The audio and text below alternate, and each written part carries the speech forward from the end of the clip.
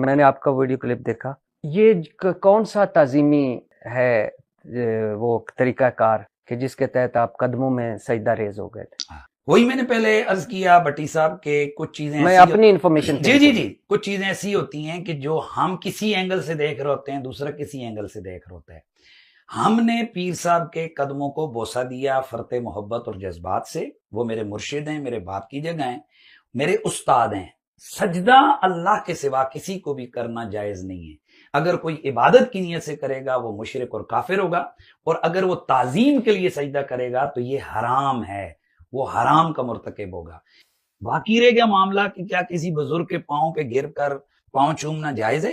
Of course, رسول اللہ کے صحابہ نے کیا۔